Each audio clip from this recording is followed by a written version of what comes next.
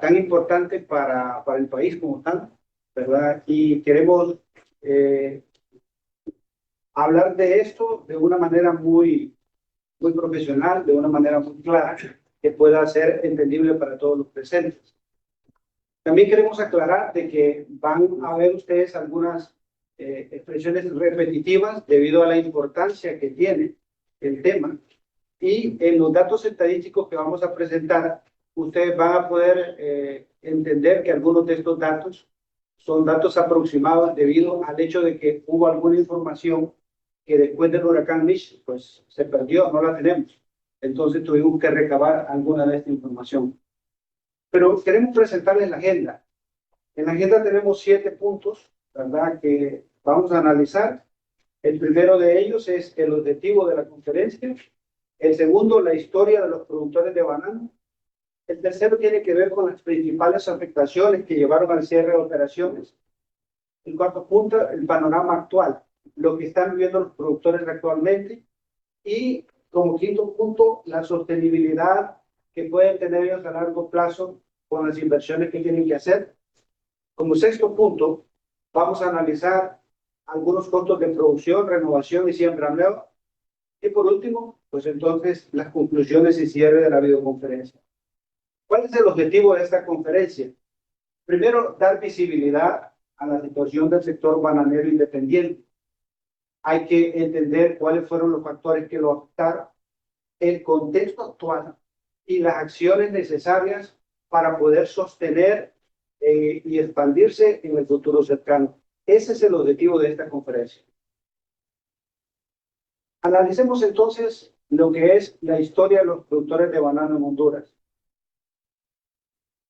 Por ejemplo, cuando llegó el huracán Mitch, se perdió el 47% de la producción de banano que había de los productores independientes. 47-48%. A partir de entonces, hubo una pérdida progresiva de las áreas de producción. Cada año se iban perdiendo más áreas de producción. Y esto es lo que actualmente tenemos. Solo hay 1.000 hectáreas de producción de los productores independientes de banano en Honduras y hay una disminución versus el huracán Mitch de un 88%. Al ver el siguiente cuadro, pueden notar ustedes que antes del huracán Mitch habían aproximadamente 8.100 hectáreas y actualmente solo hay 1.003 hectáreas. Eso es lo que representa el 88% menos en su total. Por eso, aquí surge una pregunta en la cual queremos detenernos un poco. ¿Por qué es tan importante este tema? Y lo vamos a analizar desde el punto económico, social y ambiental. Si lo vemos desde el punto económico, el área de banano en Honduras es una fuente significativa de ingresos en divisas para el país. De hecho, es uno de los productos agrícolas de más importancia en el país. Siempre lo ha sido. De hecho, cuando hablamos de esto, podemos pensar en el crecimiento económico y el equilibrio que aporta a las exportaciones e importaciones y lo que ayuda a reducir el déficit comercial o a crear una balanza comercial. Si nos situamos aquí, por favor, para ver una información. Por ejemplo, para que tengan una idea, antes de 1998, había en esto 8.100 hectáreas aproximadamente, lo que generaba ingresos o ventas de más de 81 millones de dólares al año. Eso es lo que generaba antes del huracán Mitch. Actualmente ni siquiera llegamos a 11 millones de dólares. Entonces vemos el cambio significativo que ha habido desde 1998 a la fecha. Regresamos, por favor. Ahora, si lo vemos desde el punto de vista social,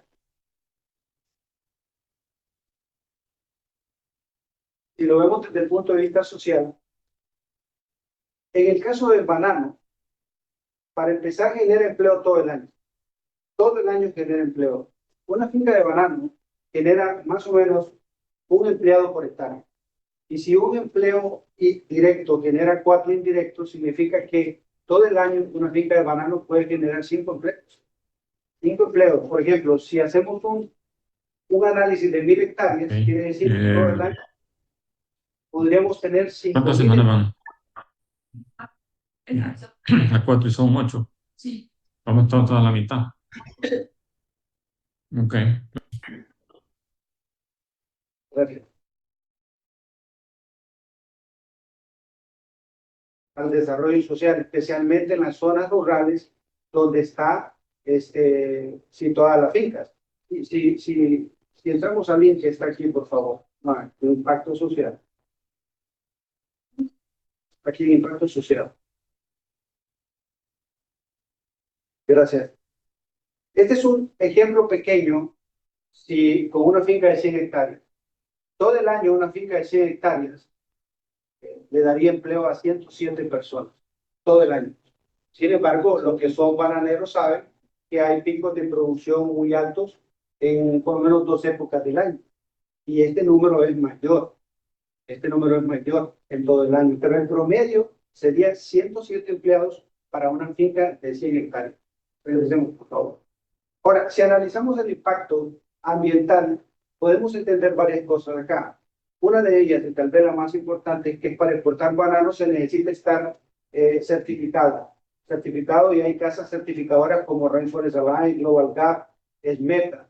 Y también SENASA, que es la reguladora que tiene la parte gubernamental en el país. Se tienen que tener esas certificaciones. Estas casas certificadoras tienen estándares estrictos que ayudan a controlar la parte de agroquímicos, también a proteger la biodiversidad, a conservar el medio ambiente y sobre todo a salvaguardar la salud de los trabajadores. Pero también se promueve el uso de energía limpia, la gestión eficiente de aguas y el manejo adecuado de los residuos plásticos. ¿Qué queremos decir en pocas palabras? Que si quieren seguir exportando, los productores deben tener estas certificaciones. Y aquí hay un ejemplo, si puede entrar acá, por favor. Hay un ejemplo de lo que estas casas certificadoras requieren. Hablamos de principios y criterios. Por ejemplo, Rainforest Alliance tiene 8 principios. Global Gap tiene 5 criterios y SMETA tiene 4 criterios que después se dividen en 16 áreas, para que tengan una idea. Pero estas tienen relación directa. Por ejemplo, SMETA habla de ética empresarial. En el caso de Global Gap, maneja todo esto, el control de procesos.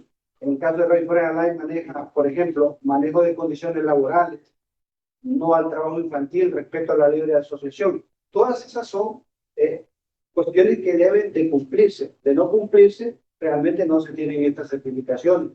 Pero esto es, prácticamente se vuelve de carácter obligatorio para poder ser competitivos en exportar a los diferentes mercados de Europa y Estados Unidos.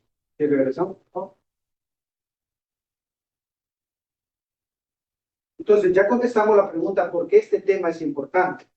Seguimos. Ahora vamos a analizar las principales afectaciones para el cierre de operaciones de la finca de banano de los productores independientes. Por favor. Aquí vamos a ver primero un tema que tiene que ver con la calidad del suelo. El 80% de los suelos donde estaban situadas las fincas de banano antes del huracán Mitch era de buena calidad. De buena calidad principalmente porque estaba a orillas de las cuencas del río Lúa, el río Aguán, también el río Chamelecón. Pero podemos entrar acá, por favor, para mostrarlo. Estas son las fincas que están actualmente. Finca Cima, Finca Casmul, Finca Debo, Rifasa Olmos y Nana Banana. Por ejemplo, si ustedes ven, están a las orillas de la cuenca del río Lúa. Todas ellas están ahí. Si pasa a la siguiente página, por favor. Está Finca Santa Inés, que está en el Bajo Aguán, está a la orilla de la cuenca del río Aguán. Entonces, eso hace las tierras muy fértiles. De regresar. Ahora, ¿cuáles son esas principales afectaciones? Vamos a analizar varias de esas principales afectaciones. Una de ellas, los desastres naturales. Obviamente, tenemos desastres naturales bien marcados, cada 20 años, o más de 20 años. El huracán Mitch, después Eta y Iota en el 2020, pero también dentro de esos periodos de 20 años hay periodos cortos de 4 o 5 años que afectan también con inundaciones la finca bananera. Y a esto hay que sumarle los daños de viento que pueden darse año a año. En algunos años no se dan, pero cuando se dan pueden tener un impacto de un 7 a un 15% en las plantaciones de afectación. Y esa es una de las razones principales por cierre de operaciones. Digamos, por favor.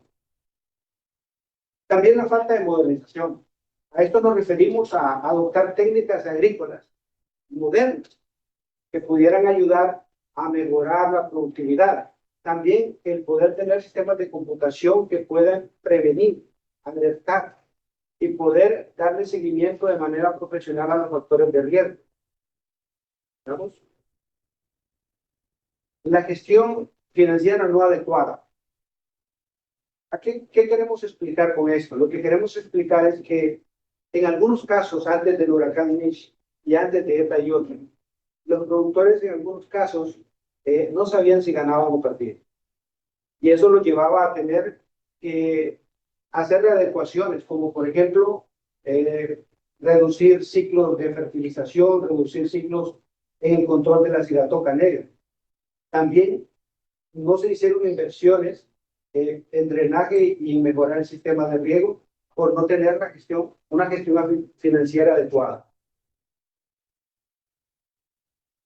Los precios altos en el mercado nacional, tal vez ustedes se pregunten, pero ¿cómo es eso? ¿Cómo eso puede ser una principal afectación para el cierre de las fincas de banano? Cuando realmente el precio de banano en Honduras en el mercado local es muy bueno, pero no todo el año. No todo el año. De hecho, eso antes de Eta y Iota creó una falsa percepción de rentabilidad. Porque en algunos casos el productor dijo, bueno, como es tan bueno el mercado local, entonces vamos a dirigir muchos de los fondos a estas áreas para el mercado local. Y como no había tanta inversión en esa área, entonces fueron empobreciendo a la gente. De tal grado que después esta falta de percepción de rentabilidad los llevó a tener más áreas en condición más mala que buena. Esto también es una razón para esta principal afectación, digamos. Y por último, el poco apoyo o nada que ha dado los diferentes gobiernos a través de los años. Por ejemplo, no hubo apoyo para recuperar las fincas después de Eta y Iota. Tampoco ha habido el bono tecnológico de fertilización, que sí lo tiene el café, lo tiene la palma, pero no lo tiene el sector banano. Y eso también es un problema, porque como vamos a ver más adelante en un análisis de presupuesto, la fertilización tiene un impacto muy fuerte en un presupuesto anual. Por favor. Con esto cerramos las principales afectaciones para el cierre de operaciones. Ahora queremos concentrarnos en el panorama actual. ¿Cuál es el panorama actual? Bueno, actualmente solo hay 6 productores activos. De esos 6 productores activos, que son esas 1000 hectáreas que les presenté, 4 son exportadores. Van a Europa, a Estados Unidos, y los otros 2 destinan su volumen al mercado nacional. Hay otra serie de productores pequeñitos en el sector de Santiago, no creo que sumen las 40 hectáreas, pero son parcelas muy pequeñas que no están incluidas en este 1000 hectáreas, que también van al mercado nacional. ¿Qué otro aspecto del panorama actual? Por ejemplo, los productores después de Eta y Iota han enfrentado baja productividad. Esto por varias razones. Una, no lograron renovar el área completa como deberían haber hecho después de las inundaciones. Eso realmente ha empobrecido mucho lo que es la parte de mejorar la productividad, pero tampoco se cambió la variedad de banano. Algunas fincas todavía siguen con una variedad muy vieja y eso ha sumado o ha menguado que la productividad sea más alta. Y, de nuevo, yo les mencioné al principio que iban a haber temas repetitivos. La modernización en el sistema de riego, construcción de nuevo drenaje, mantenimiento del actual. Para citar un ejemplo con el sistema de riego, cuando se construyeron las fincas, o se sembraron las fincas hace muchos años antes del huracán Mitch, la distancia de los aspersores es una distancia era de 15 o 16 metros. Con el cambio climático y las fuertes temperaturas que hay, realmente esa distancia tiene que acortarse, porque si no el riego no tiene la funcionalidad que necesita para que los 7 milímetros que necesita la planta de banano diariamente estén. Entonces, muchas de las fincas siguen teniendo esas distancias de 15 y 16 metros. Y eso realmente es algo de lo que está afectando la productividad en la actualidad. También, cuando hablamos de capacidad de inversión, queremos decir de que hay muy poco apoyo de la banca privada al sector agrícola por los riesgos que conlleva. Y cuando vamos a hablar con ellos sobre poder invertir para mejorar todos estos aspectos que ya he mencionado, pues obviamente sí pueden obtenerse algunos préstamos, pero no con los intereses que se desean. Más bien, los intereses son muy altos, bastante altos. Entonces, esa capacidad de inversión se pierde porque no hay una ayuda de la banca privada para poder lograrlo. Por favor, sigamos. Como cuarto punto, sí, vamos a analizar también cuáles son las razones de la baja productividad. También vamos a hacer un análisis de fortalezas, oportunidades, debilidades y amenazas. Primero vamos a analizar la baja productividad. Por ejemplo, siempre hemos dicho, principalmente en el área financiera, que para que una finca sea rentable, debe tener mayor a 2.500 cajas por hectárea. Siempre se ha dicho eso, ¿verdad? Si tiene menos de 2.500 cajas por hectárea, está perdiendo. O sea, es para que tengan una idea ustedes. Actualmente los bananeros no llegan a esa productividad. ¿Cuáles son las posibles razones? Aquí se menciona, hay 8 que de nuevo se repiten, pero yo me voy a concentrar en 3 o 4. Me voy a concentrar en la aplicación de los 12 ciclos de fertilizante más el complemento foliar. Eso es vital para aumentar la productividad. Si no se tienen los 12 ciclos, difícilmente se puede ser competitivo. Difícilmente se puede tener una productividad mayor a las 2.500 cajas por hectárea. También el control de plagas y enfermedades como la cigatoca negra. Bueno, hay años, ¿verdad?, donde no hay tantos problemas con el control de cigatoca, pero hay años donde realmente la afectación es tan fuerte y el gasto es fuertísimo también.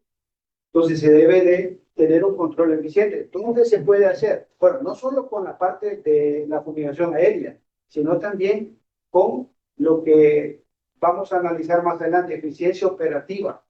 O sea, que las prácticas agrícolas en la finca se ejecuten de la manera correcta para evitar que andar corriendo con este tema del control de la cigatoca. Pero también volvemos al tema de readecuar los sistemas de riego y también el sistema de drenaje. Digamos, por favor. Vamos ahora a entrar a los análisis de fortalezas, oportunidades, debilidades y amenazas. Vamos a ver uno a uno. En el tema de las fortalezas, una fortaleza que tiene el sector bananero independiente actualmente es que tienen ellos, las tierras que tienen son de ellos. Y ellos tienen la infraestructura para el banano. Cable villa, sistema de riego, las empacadoras. Ahí está, eso lo tienen. Veamos una segunda fortaleza. Amplia experiencia técnica. Los dueños de esta finca tienen amplia experiencia técnica. O sea, todos ellos son conocedores por años de lo que es sembrar, producir y cosechar banano. La experiencia técnica aquí está. Otra fortaleza es el conocimiento del mercado local y internacional. El productor de Honduras actualmente sabe cuáles son las épocas más difíciles para exportar a Europa, a Estados Unidos. También sabe cuáles son las épocas más complicadas donde el precio local es muy malo. Entonces, ese conocimiento es una fortaleza para ellos porque estratégicamente ellos pueden hacer preventivamente muchas cosas antes de llegar a estas épocas malas, tanto en el mercado local como internacional. Otra fortaleza es la mano de obra calificada. Es cierto, con el tema de la migración, mucha de esta gente se fue, pero aún todavía hay en estas fincas de banano mano de obra calificada. De hecho, si no hubiera, no pudiéramos sacar la producción. Y sí hay mano de obra calificada. Y una última fortaleza es la ubicación geográfica que tiene Honduras. Estamos muy cerca del mercado de Estados Unidos y de Canadá. Estamos muy cerca.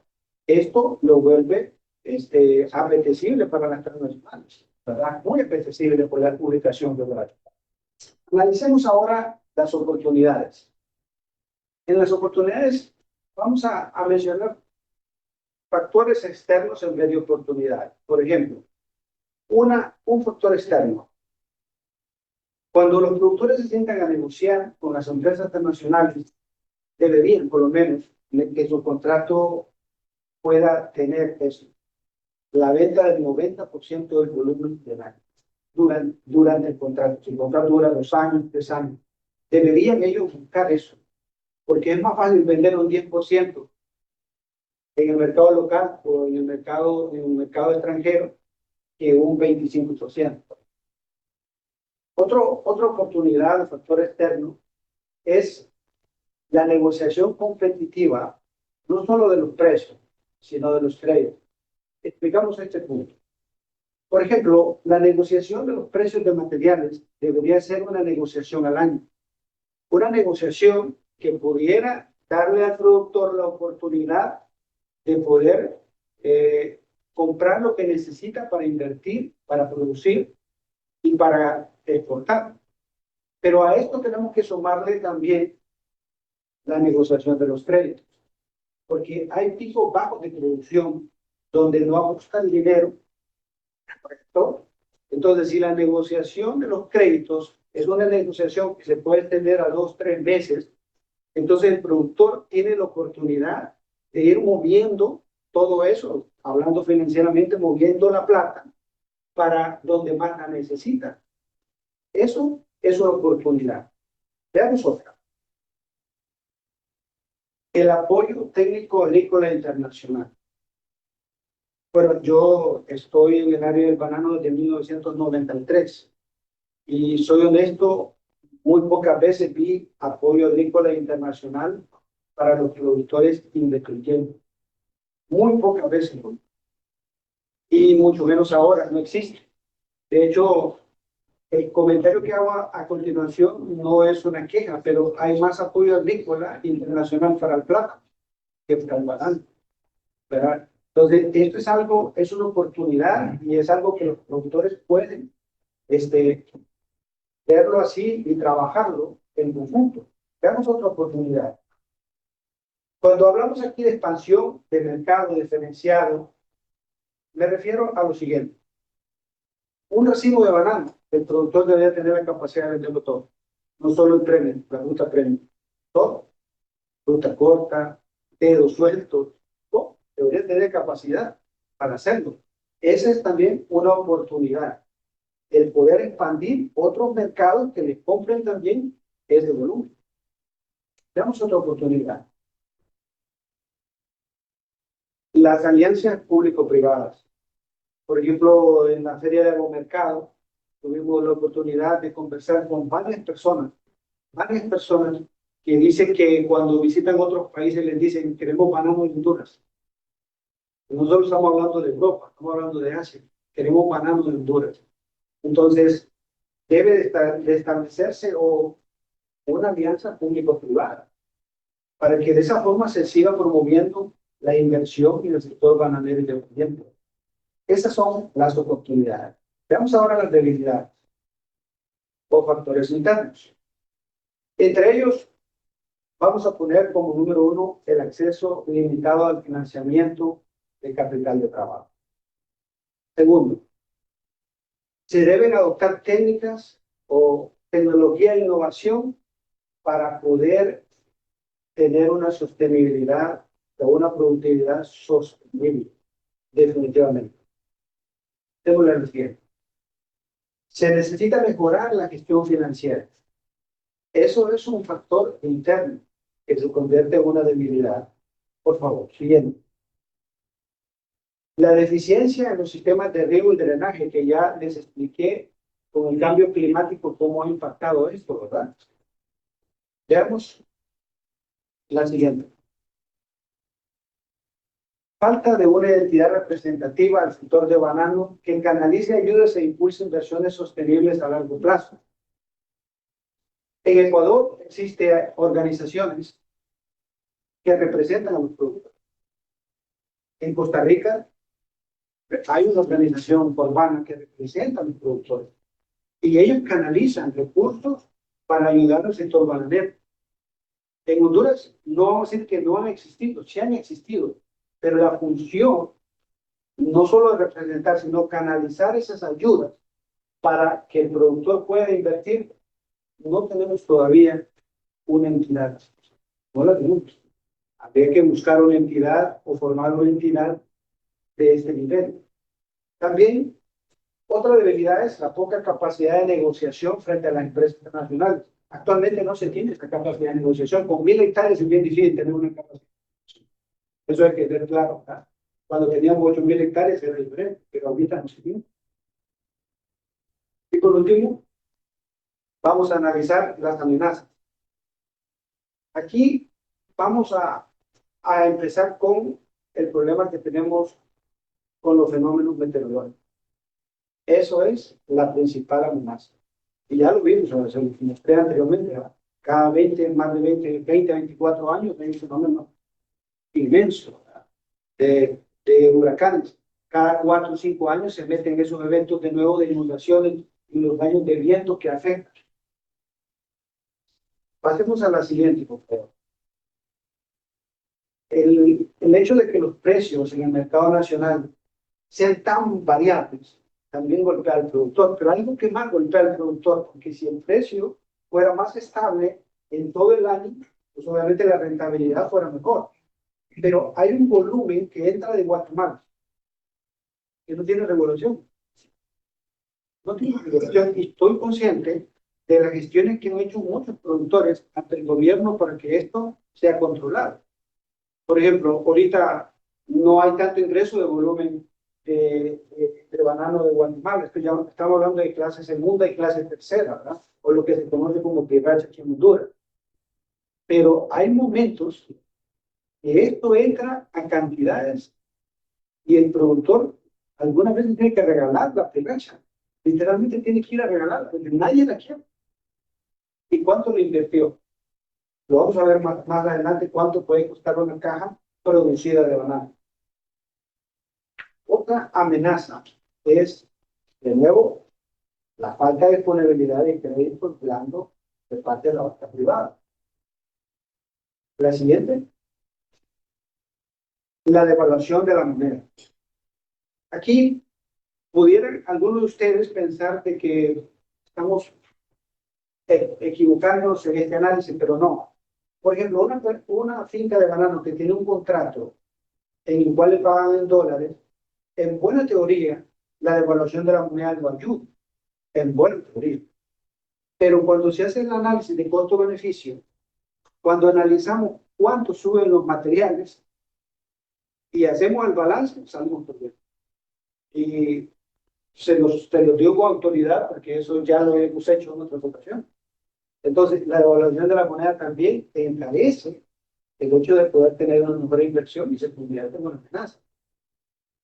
Y por último, la debilidad institucional, al no tener apoyo del gobierno, pues obviamente eso también se vuelve una amenaza al sector bananero y los clientes.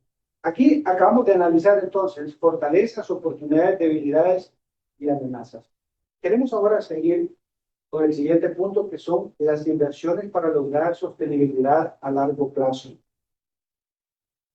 Este es el mapa de Honduras. Estas son las fincas que están situadas, como se las mostré en los mapas anteriores. Esto es lo que queda. Busqué por todos los medios encontrar la ubicación de la finca que estaban antes del huracán Mitch, esas 8100 hectáreas. Y estaban por todos lados, ¿verdad? Estaban por todos lados. O sea, este mapa se hubiera visto tachado de amarillo, por lo menos en toda esta zona. Pero actualmente, estas 1000 hectáreas generan empleo para 1200 personas directas. ¿Verdad? Digamos, para analizar, vamos a analizar esto de la inversión de sostenibilidad a largo plazo desde dos ámbitos.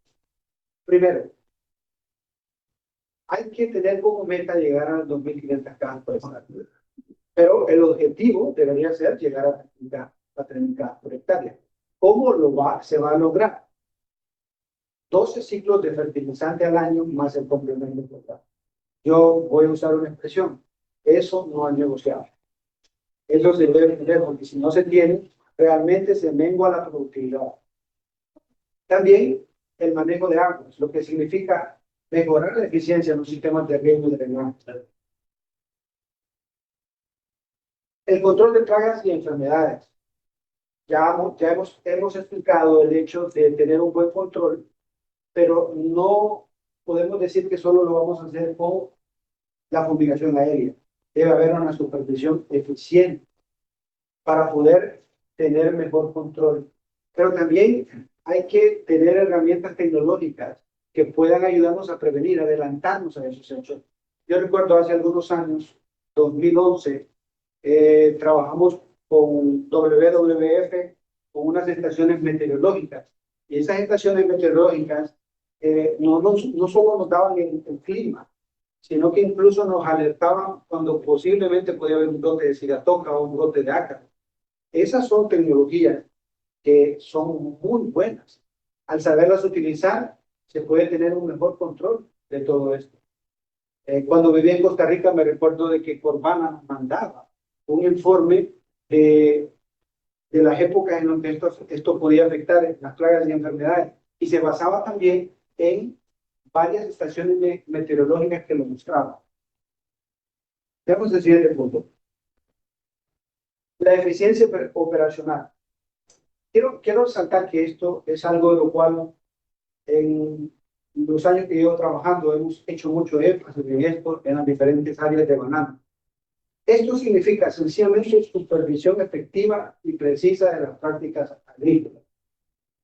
Entre mejor se hacen las prácticas agrícolas en el campo, el racimo va a ir al empacador. Entonces, obviamente, se van a tener, que se maximiza la producción. Definitivamente, la eficiencia operacional es clave en la administración de una finca de banano. También una gerencia efectiva. ¿Por qué mencionamos una gerencia efectiva? Porque en la parte de gerenciar una finca de banano tiene que ver con negociaciones del contrato, pero también aquí hay un punto del cual algunos no han sido no les ha gustado mucho, ser exportadores directos. ¿Por qué eso es una ventaja?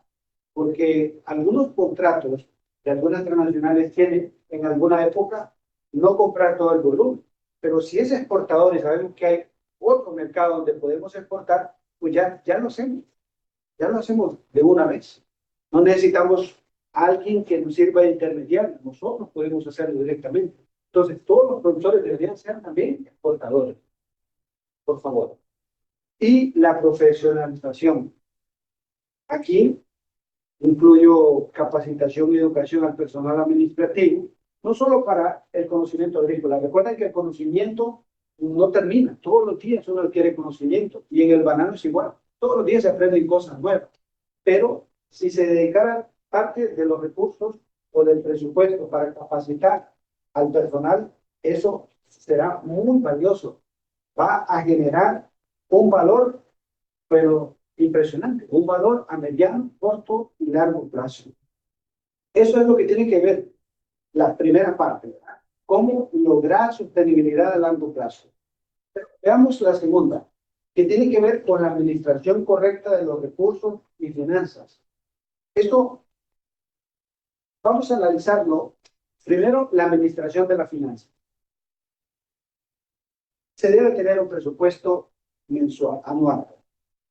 Todas las fincas deben saber de octubre a diciembre, cuánto es la plata que van a necesitar para operar el siguiente año. Eso debe tenerse, pero también debe haber un presupuesto mensual que le dé seguimiento al presupuesto anual y por área. De esta forma, usted tiene control de los recursos. Al tener control de los recursos, la inversión puede direccionarla donde más la necesita en el momento oportuno, y eso también va a ayudar a mejorar la productividad. Por ejemplo, veamos algunas acciones de esto. Claro, supervisar las planillas semanalmente. Semanalmente, el presupuesto que usted tiene de planilla, si son 250,000 empiras, debe supervisarse. Debe cuadrarse de que el embolse va pagado de acuerdo a cómo realmente se salió en el campo. El desige va pagado de acuerdo a cómo se realizó en el campo. Eso es parte del seguimiento. También las acciones en lo que tiene que ver con los diferentes materiales utilizados semanalmente, debe supervisarse y cuadrarse. Por ejemplo, participamos hace muchos años, antes del huracán Mitch, en un programa que se llamaba Piscicarnes, así se llamaba el programa. ¿Cuál era el programa? Ese programa lo que hacía era cuadrar todos los materiales que usábamos con el pago de la planilla. Y si no pegaba, la planilla no podía exportarse. Hasta que se cuadraba, pero con los inventarios reales. No estoy hablando de inventarios acomodados, con los inventarios reales, entonces se empezaba a pasar la exportación de la planilla semanal. Pero esto parte primero del presupuesto anual, del seguimiento mensual por área y después a las siguientes acciones. Pero veamos el segundo punto en lo que es la administración correcta de finanzas. Aquí hay que invertir en profesionalizar los sistemas de planillas, los sistemas de materiales, que estos sean seguros, que los controles que tengan sean controles de auditoría profesional, obviamente, que ayude a gestionar, a revisar, a supervisar. Pero también estamos hablando aquí de un sistema de agricultura de precisión que pueda ayudar a prevenir o tener control antes de que se den los problemas. Actualmente Finca Sigma está trabajando en un programa de agricultura de precisión. Estamos trabajando en eso, ¿vale? Para mejorar esto. Porque realmente creemos que esto es sumamente importante. Y explico por qué. Déjenme decir. No sé si este número lo han visto antes, yo quise traerlo acá. Un supervisor de cultivo en una finca de banano administra al año entre $7,000 y $8,000 por hectárea. Si usted agarra ese dinero al año, usted puede entender que un supervisor de cultivo es un banquero pequeño. Usted agarra todo ese dinero y se lo da y le dice, mire, todo este dinero que usted va a invertir en el año en las diferentes prácticas agrícolas, no sabe qué hacer, porque es bastante dinero. Entonces, por eso es el hecho de capacitarlos. Capacitarlos también es algo para que puedan aprender a administrar sus recursos. Por ejemplo, cuando hablamos aquí de un presupuesto por área, es bajar hasta ese nivel, hasta un presupuesto por supervisor, donde se le pueda decir, esta es la plata que usted tiene para esta semana. Y bueno, puede decir alguien, pero si no me gusta, bueno, la revisamos. Pero alguien tiene que aprobárselo, ¿verdad? La revisamos. Pero es parte de lo que se tiene que hacer para lograr la sostenibilidad a largo plazo. Aquí terminamos esta parte. Ahora seguiríamos con los costos de producción, renovación y siembras nuevas. Por favor. Aquí trajimos un ejemplo nada más de un presupuesto para una finca de 100 hectáreas. Un presupuesto del ABC, un poquito más del ABC del banano. Si una finca de 100 hectáreas tuviera 2.500 cajas por hectárea, en el año necesita $1.350.000 para operar. Eso necesitaría $1.350.000, lo que le daría un costo por caja aproximadamente de 5.40 aproximado. Imagínense ustedes, ¿verdad? Si un contrato dice que le pagan $6 y el costo de producción es de 5.40, entonces la utilidad no es tan grande. Pero vea qué es lo que más pesa en este presupuesto. El 15%, el 15% del presupuesto se va en fertilización. Un 12% en control de sigatoca, un 17% en embolse, bueno, el 36% en planilla y el otro ahí está un 20%. Pero ¿ven ustedes cuánto pesa la fertilización y el control de plagas y enfermedades? Es tremendo. Ahora, vean este punto. Si por ejemplo, esto tuviera 3.000 cajas por hectárea, este costo baja a 5.15, a 5.10 automáticamente. Entonces, ¿dónde está el éxito? En todo lo que hemos dicho, porque está en la productividad. Tenemos que aumentar la productividad. Y para aumentar la productividad, tenemos que invertir. Ese es un hecho. La inversión va amarrada con los resultados. Analicemos ahora lo que tiene que ver con renovaciones y siembras nuevas. Bueno, si tienes toda la infraestructura y va a renovar, el costo aproximado es de $17,000 por hectárea. Si tiene cablería, si tiene riego, si tiene toda la infraestructura al banal, ese costo anda ahí aproximadamente $17,000 por hectárea. El año pasado este número lo usamos con una internacional y me dijeron, anda muy bien el número, ¿verdad? Que anda muy pegado a lo que ellos también utilizan en renovación. Ahora, si lo que quieres sembrar una finca desde el principio y tienes que comprar la tierra, el costo sube a $24,000 por hectárea. Y si a eso le suma el dinero para pagar la planilla hasta la primera cosecha, son $7,000 más.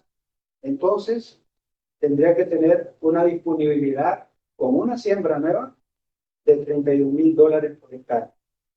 Aclaro que estos números son números sacados en el 2003, a finales del 2003, con toda la información y costos del 2003. Está muy cerca a la realidad actual.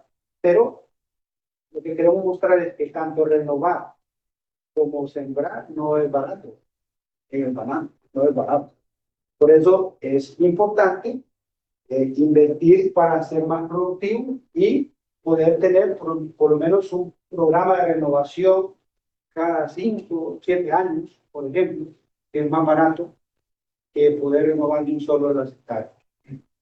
Esto es lo que tiene que ver con esto y queremos concluir esta conferencia. Por favor. La conclusión es, el futuro de los productores independientes depende de su capacidad para potenciar su fortaleza, innovar frente a las debilidades y articularse con actores externos para enfrentar las amenazas y aprovechar las oportunidades.